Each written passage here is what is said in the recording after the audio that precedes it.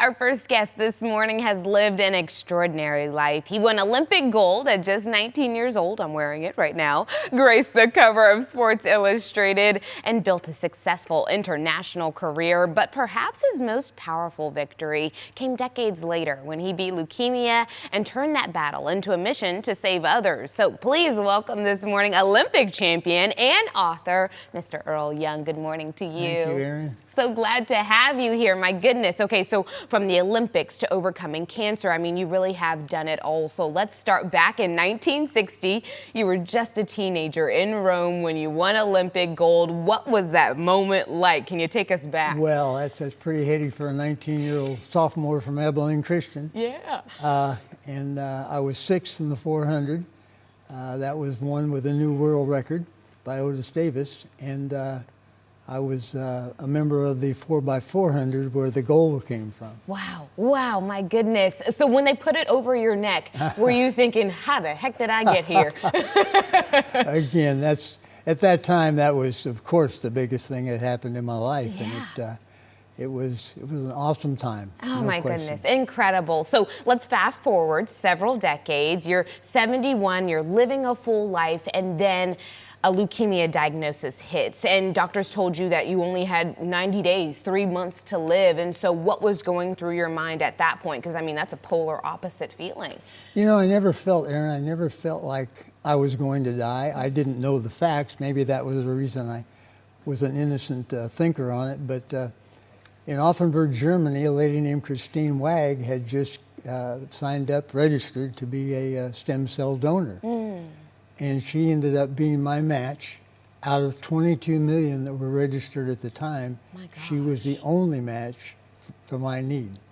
Wow. So I'm alive today because she took time to register and then took time to give me what God had given her. Yeah. She shared her white stem cells with me. That is incredible. 1 in 22 million. I mean, that really puts perspective as far as the statistics go and what people are facing when they're diagnosed with these type of diseases. And so you went through stem cell transplant. And is that what inspired you then to start your nonprofit?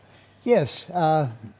Awareness is a big thing. Only 5% in the United States, only 5% of the people who could be donors are signed up. And it's not because they don't want to, it's generally because they don't know that they have a matching twin out there who might have leukemia or another of the 70 blood cancers and be able to save them. So it's the book, the foundation, et cetera, that's what we do. Knowledge is power. I think it really comes into play in this situation because, like you said, there's tons of people who just are not aware, and we have to help them. So you have a new book. It's called Gold and Grace, to share your story, not just the medals and the victories, but also the lessons behind them that came with it, right? So what do you hope readers take away from it after they're done reading? That's a good way to describe it. The stories about life, I hope, are entertaining.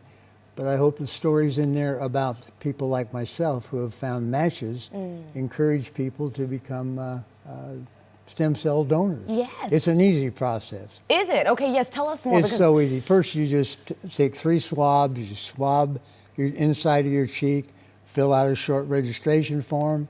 We send that to the files, and it could be that one day you get a call and they say, Aaron, it looks like you match a 3-year-old little girl that has leukemia. Are you willing to share your God-given stem cells?